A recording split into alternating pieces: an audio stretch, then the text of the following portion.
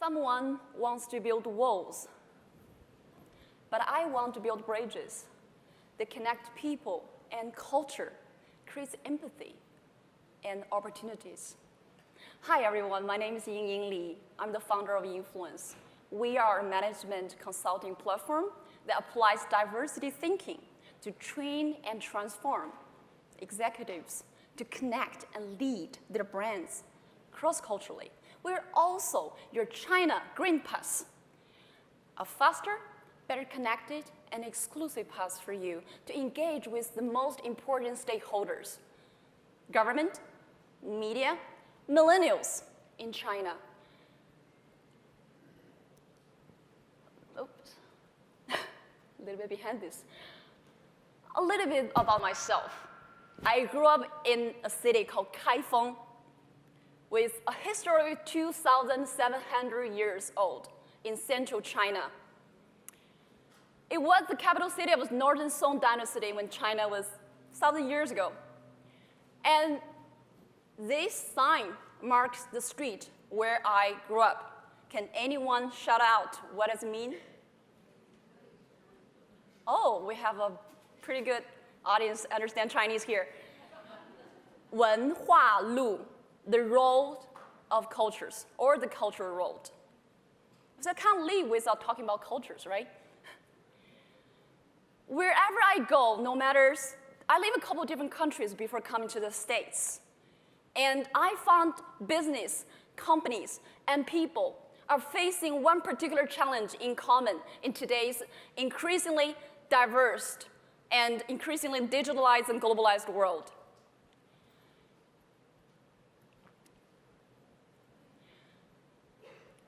Imagine a beautiful Sunday in São Paulo, Brazil. A big house made of tall walls. A group of Chinese businessmen are playing mahjong all day long while complaining about their Brazilian colleagues. Those Brazilians just couldn't get things done. All they're thinking of is going to the beach, drinking beer, dance samba.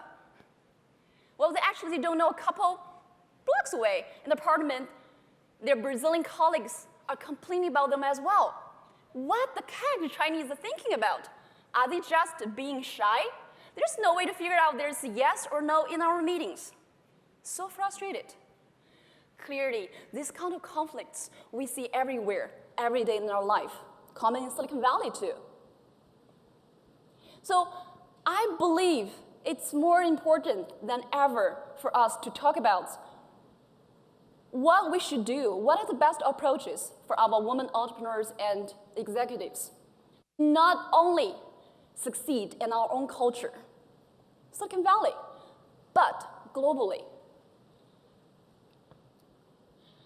According to International Labor Union, 90% of executives from 68 countries identify cross-cultural effectiveness as their top management challenges. And 70% international ventures fails because of they don't understand the cultural differences in a deep level, especially in today's complex world. So in that case, what is the most important thing we need to be careful with in the international ventures? By the way, many people today talk about diversity. And when I talk about diversity, I do not just mean race and gender, but the richness of cultures. Oops. Not long ago, IQ and EQ are essential for leadership and success in a single market. But as you start going cross-border and do business with people from other different cultures and countries, we need cultural intelligence. Cultural intelligence, CQ, is the capability to function effectively in various cultural contexts. And organizations around the globe use at least 6 CQ interventions. A good start is to identify, to recognize the potential of cultural diversity. And build leadership development programs with culture diversity, leadership development programs, and so that they can drive new business initiatives. And that requires recruiters to find the high-achieving individuals globally, and the recruiters need to be trained too. This leads to a better understanding of customers in different countries, which has significant impact for sales, marketing, customer service efforts. Some companies expand globally by merge acquisition. You may have heard like a Chinese company like buying companies here in the United States, right? Just because you bought a foreign company does not necessarily guarantee you have ongoing success. Because if you lack cultural intelligence, you will fail. And many companies have teams dispersed all over the world. A lot of Chinese companies here in Silicon Valley. And they face a lot of challenges in terms of managing the team, as well as how to make the executives sent overseas to be successful in international assignment. The most obvious is time zone differences cause us very much headache. But there's much more nuances we can pay attention to in terms of achieving success globally.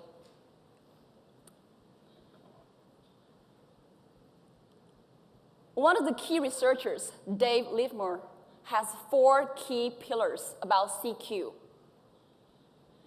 drive, knowledge, strategy, and action. CQ drive, what is my motivation to understand cultural differences? And do I desire to take international assignment in different countries?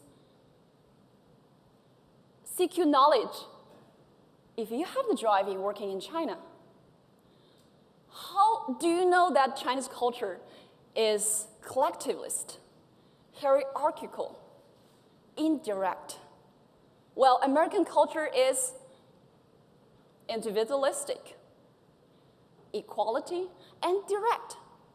And how much do you understand about it?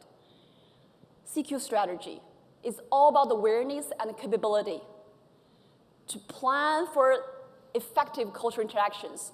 For example, at Yingfluence, after we train people from various cultures, typically China, Brazil, and the United States, we decided to build a global culture broker system that allows young professionals to connect with global thought leaders so that they can build and foster their cultural intelligence, as well as business partnerships. CQ action is all about what you actually do with all the drive, knowledge, and strategy to make it happen. So this is a process of thinking. We'll just describe 6 interventions, and 4 pillars are what I would describe as CQ 1.0. But there's more.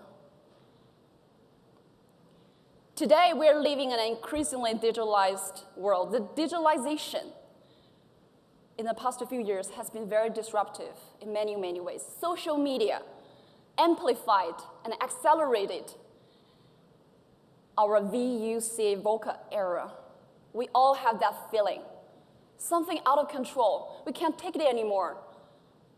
So in that way, influence, we believe the CQ 2.0 is necessary for next generation leaders, especially to thrive and be a leader in this ever-connected and high-speed world. So I'm going to use 3 stories to illustrate what CQ 2.0 means here. And the name have been changed to protect innocent.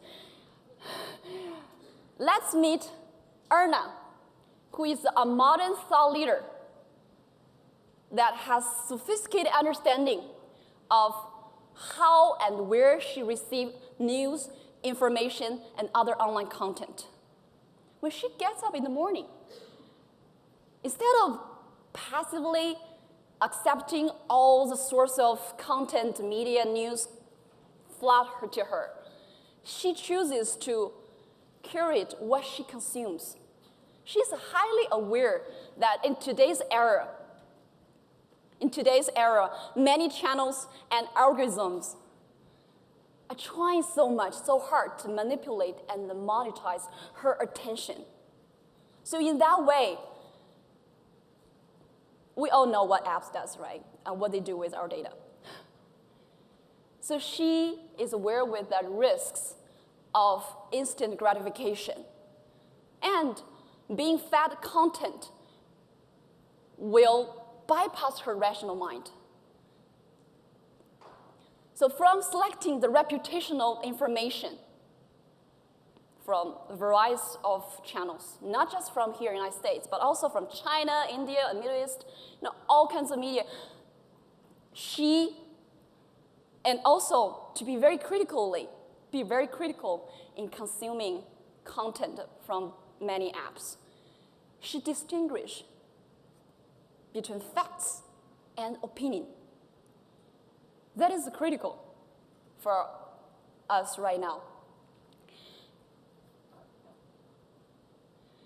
In that way, because she knows if she, at this moment, do not pay attention, be careful, what she consumes right now on the internet affects what she will be given in the future. That's what we call digital cultural intelligence in today's era that we need to pay attention to. And this is more important than ever for us to know now. Meet Yingying Li, who is a businesswoman, loves traveling and connect people from different cultures. Wherever she goes, how short her stay is, she will quickly identify the local people she could make friends of and connect them on her LinkedIn or WeChat. Her home could be a small town in China or a big city like San Francisco. Whenever she goes back home, she knows that whenever she logs her social account network, she will always stay in touch with the people from the culture that she has been to. Most of us observe daily lives and local news from our friends' posts. But Yingying Li is also good at spotting the risks and opportunities from each culture she connects with. After living in Brazil, she knows how corruption and unstable society would impact cross-border investment for companies and herself. She also tracks influential business conferences from the United States and China and many other countries and decide which to attend. Little by little, she literally curated a customized global intelligence network that helps her to improve cultural intelligence, empathy, and opportunities. This is very important to today's entrepreneur. Why? Because do not underestimate the power of cross-cultural connection. Little by little, it affects our decision-making capabilities since we're so connected in this world right now. And it also helps you to get rid of bias because you build this vast, diverse network for yourself.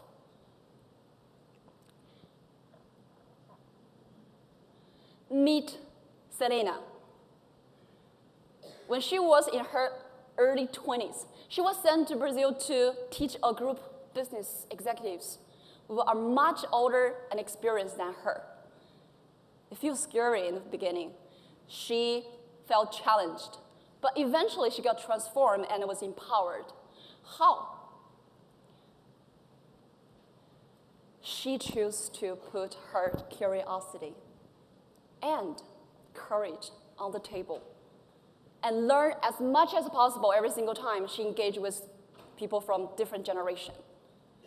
And because of this experience, later on, she would achieve much higher performance, connect to people with variety of generations. And she could draw on the differences and life experiences from everybody she connect with. In that way, essentially, little by little, she understands that diversity, generational diversity, brings youth and experience together. And it's a perfect combination, a very powerful combination, if we understand that the youth, the younger, are full of creative ideas, fresh ideas, and energy, understanding how the world is connected in the digitalized world moment. And the older generation have great resources and composure and sometimes power. Why don't we combine this together? But what generally happens, we are so comfortable in staying with our own peer, with our own generation, which could possibly reinforce bias in today's world. I feel like this generational diversity, intelligence is imperative. Like last speaker mentioned about, it's important for a woman to really engage in the workforce, but this is not just about workforce culture. This is about every one of us to be able to explore all kinds of life possibilities as a leader in today's world. By 2025, 3 out of 4 employees will be millennials. And different generations really have the imperative need to sit down to really be able to work together, despite of their lifestyle, work style, languages. I truly believe that with that happen, we in today's world could be a much more harmonious world and more empathetic world and connect people globally more effectively. And women around the world to be equipped with cultural intelligence 2.0 really means to know how to influence and how not to be influenced. Saying yes to cross-cultural communication could empower every one of us to navigate and lead globally. So by saying that, I would invite every one of you to embark a journey together. The first step to join the Yingfluence community, and we are building this global culture, this global intelligence network that connects entrepreneurs and executives around the world to foster empathy, cultural intelligence, and business opportunities. And imagine you can exponentially grow your influence to make this world more peaceful and your company, your organization, more prosperous. And we are building this amazing bridge that connect people and culture. So with that being said, I would like everybody please stand up and connect each one in this room. Make sure this room cross-culturally has no island. Please connect by stretching your arm and to each other. You know this person or not, connect with everybody to feel this power of cross-cultural connection, despite of gender and race. Great. Let me take a picture of you guys. It's amazing. Beautiful. Thank you so much. Please sit down. Thank you.